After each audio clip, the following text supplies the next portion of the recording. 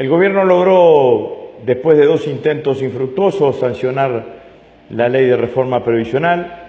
A mi criterio, tuvo una victoria parlamentaria y una derrota política, como podríamos decir, una victoria a lo pírrico, esas victorias, esos triunfos que se celebran una noche y que después se pagan las consecuencias durante muchísimo tiempo, seguramente hasta las próximas elecciones del 2019.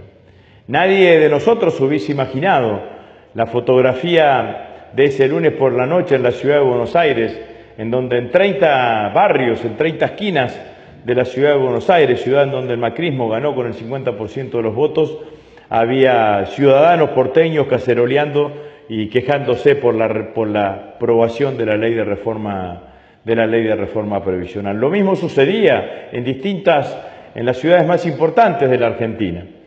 Y esto, sin ninguna duda, que ha originado un costo político todavía no medible en su totalidad para el gobierno del presidente Macri. Este gobierno de Macri, este Macri de hoy es distinto al Macri del 23 de octubre, al otro día de haber ganado las elecciones. Consumió mucho más de lo que había ganado en las elecciones en este intento de aprobar esta serie de reformas que son claramente antipopulares, que van claramente en sentido contrario a los intereses del pueblo. Lo vuelvo a decir una vez más, la ley de reforma previsional es perversa, modifica el coeficiente de actualización hacia la baja. Van a cobrar en marzo los jubilados y los pensionados casi un 10% menos, 10 puntos menos de aumento que si hubiese mantenido el índice de movilidad vigente actualmente. Ese índice de movilidad también perjudica a los que cobran la asignación universal por hijo, a los que cobran las asignaciones familiares, a los excombatientes de Malvinas, a las pensiones por discapacidad. Modifica el cálculo del haber inicial de la jubilación. La tasa de sustitución se va a correr del 65% al 40%, es decir, el porcentaje de tu sueldo como activo que cobras cuando te jubilas.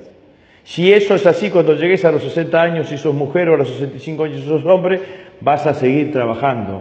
Lo opcional se convierte en obligatorio. Todo esto le pedía el Fondo Monetario Internacional.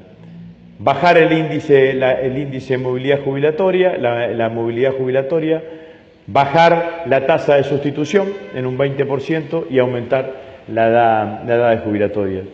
Conclusión, 100.000 millones de pesos que van fundamentalmente a las arcas de Mauricio Macri y a la de la gobernadora Vidal. Es decir, que por ejemplo, los jubilados de la provincia de Santa Fe, de la provincia de Córdoba, de todas las provincias argentinas aportaron para que la gobernadora María Eugenia Vidal tenga, creo que el próximo año 25.000 millones de pesos más y después en el 2019 40.000 millones de pesos más.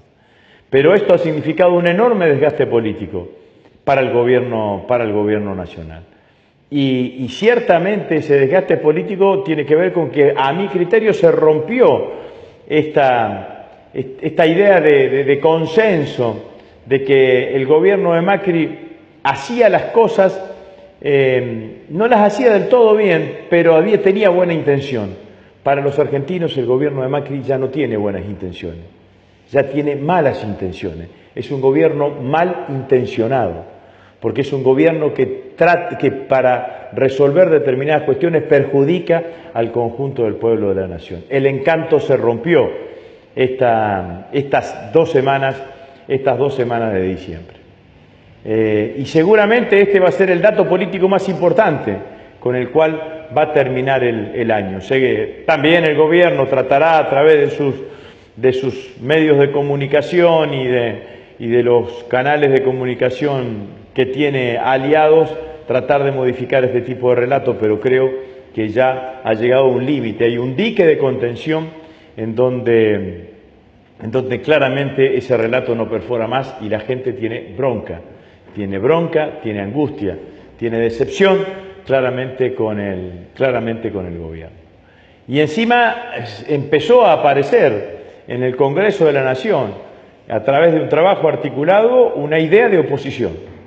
Los distintos bloques opositores, el Frente para la Victoria, el Frente Renovador, el Movimiento Evita, la izquierda, la la centroizquierda, distintos sectores del peronismo, confluimos en una mirada crítica a este modelo y a esta propuesta. Y eso también se notó, porque lo que sucedía y lo que sucedió durante los 2 años anteriores, que había movilizaciones callejeras, pero que eso no tenía un correlato de representación institucional. Ahora todos los que se movilizaron para criticar la reforma constitucional tuvieron una representación institucional dentro del Congreso.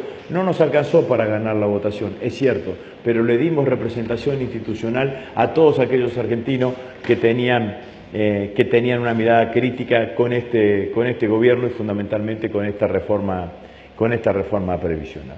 El gobierno intenta ahora exagerar las situaciones de violencia. Violencia que empezó con la fenomenal represión del jueves pasado, no de ayer, ni de anteayer, del jueves de la semana anterior, en donde la Gendarmería estuvo durante 10 horas tirando balas de goma. Me informaron de adentro de la Gendarmería que se quedaron sin cartucho de goma cuando fue la fenomenal represión alrededor del Congreso. También es cierto que hay que decir que la violencia expresada desde cualquier manera no le sirve a los sectores populares. Siempre la violencia es utilizada por la derecha para generar peores condiciones de organización o condiciones más dificultosas de organización de los sectores populares. Ahí hay un dictamen del fiscal Molde diciendo que los que están detenidos, los que quedan detenidos a partir de una movilización tienen que quedar en prisión preventiva. Van a llenar las cárceles de presos con este sistema de la prisión preventiva. Nuestra resistencia tiene que ser una resistencia pacífica, pero una resistencia fuerte, una resistencia digna, una resistencia dura, que interpele y que permanentemente critique todo lo que significa y todo lo que hace este gobierno nacional. Para terminar, simplemente decirle que además el gobierno empieza a encontrar cuellos de botella en su programa económico. No renovaron el 100% de las LEVAC, el 28% se fue al dólar y tienen problemas con el tipo de cambio que ya claramente tracciona. Los tasas de interés que paga el Banco Central hacen inviable cualquier proyecto productivo acá en la Argentina. Y predomina en Argentina claramente un capitalismo financiero, en donde es más negocio la timba financiera que invertir en cualquier emprendimiento productivo que genere trabajo y genere riqueza en nuestro país. Me quedé con tristeza después de la votación en el Congreso de la Nación. Tristeza porque no pudimos evitar que la ley se sancione, porque no pudimos, a pesar de todo el esfuerzo que hicimos, evitar ese hecho. Pero también me quedé con una luz de esperanza que me la da el pueblo argentino que se rebeló, el pueblo argentino que le dijo no a una medida de estas características y también que empieza a ver en la dirigencia política la necesidad de buscar acuerdos y buscar consensos para construir una gran coalición opositora a este modelo de derecha, para que la derecha el 10 de diciembre del 2019 sea el último día que gobierne en la Argentina.